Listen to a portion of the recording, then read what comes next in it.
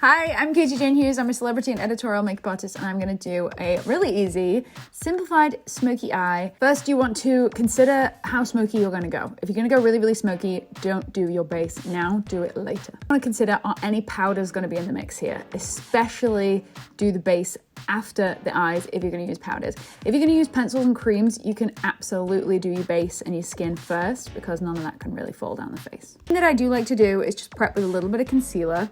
This is the NARS Soft Matte in the shade Madeline. This just evens out skin tone around my eye. I first go in with a pencil. This is the 0 shade of the Urban Decay Glide pencil, and I'm just going to start being quite messy and just slapping it on my upper lash line. And when you blend it, you want a smallish brush. You could also use your finger too, but just want to blend it pretty quickly before it has time to set. And once you've blended it, then you go in with more at the root of the lash so you can start to see that fade happening. A smoky eye can go as big or as bold as you want it to. I'm going to keep this relatively straightforward and simple and make it more about tips and tricks than shape and size, because shape and size is very much about preference. So using like sort of little motions to sort of blend is better than doing anything quite big, because you'll just be more in control of each section as you're blending it that way, as opposed to sort of getting too far ahead of yourself and then, you know, having to pull it back a little bit. It doesn't even need to be perfect. It just needs to be smoky and soft. Again, we're going for like the root of the detail. So don't press it like at the edges, press it right at the root of the base of the lash, because that's kind of what a smoky eye is. And then when you're ready, take another brush, just like something small and fluffy that you can start to blend edges with and create softness. You want to start to sort of build it a little bit. You can pick up a little bit of the black eyeshadow with this brush and really, really softly sort of start to mold it into that area where you want the depth. So I have a hooded eye a little bit there, so I want to really place it in this area here. Black is a good color to play with because it's quite a hard medium to sort of manipulate, because if one thing is a little bit off, it can be quite visible. However, with smoky eye, I also think that kind of adds to the sort of cool edginess of it all. Wherever you first place the eyeshadow powder is where it's going to stick the most, so be mindful of that. Like, if you're scared of too much impact or impression of a color here, do it very gradually with what's left in the brush versus going there to that area of the eye with fresh, neat product. I love to add like an effervescent texture to it of like a sheen or a glitter. This is the Bodyography glitter pigment in the shade Soiree, and I'm just putting that right over everything that I just did.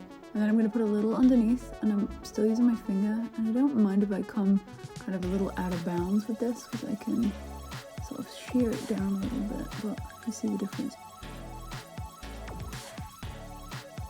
This time I'm going to pick up a little more of my concealer. I'm just going to twist off the excess on the back of my hand, and I'm just going to start skimming it around my eye, just to really refine everything that I just did. So this is not to press too hard or go too close to the eyeshadow detail.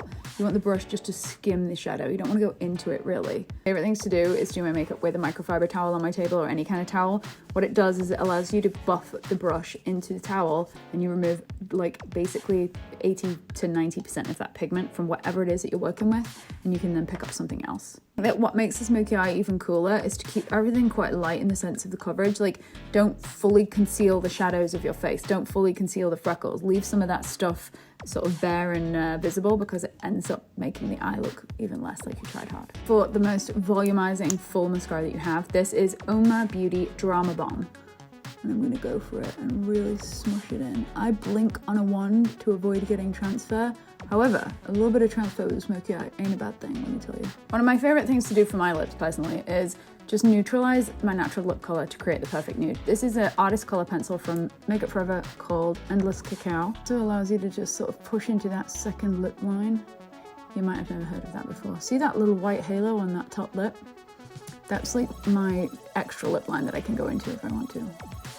It's like the safe zone for overlining. Applying a little bit of the Balm de Rose from Victoria right over the top, and then going back in with this to sort of give and take a little bit. I really brighten up my face with the Miss Piggy collection from CIATÉ blush palette. It is called All About Moi.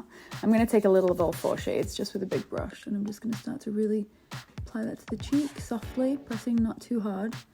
Sometimes as you apply products, you can remove them if you press quite hard when you apply, so softest pressure is always sort of the most reliable. Blush makes a smoky eye because it makes the skin look sort of sweet and not too flat. This is Vallarta from NARS. I'm just going to skim this around the whole perimeter of my face first, just to sort of shade and bring back a little bit of that dimension that I talk about. from what you can sometimes lose from foundation. Your concealer brush, just skim a little bit of what's left in the brush. You don't need to take any more. Just under the eyes and into the cheeks and around the nose and then around the mouth. That's the end of the look. I hope that you learned something new. If you want to find me on Instagram, you can at Katie Jane Hughes. I post a lot of tutorial content just like this one. So thanks for watching. I hope you liked it and I'll see you again soon.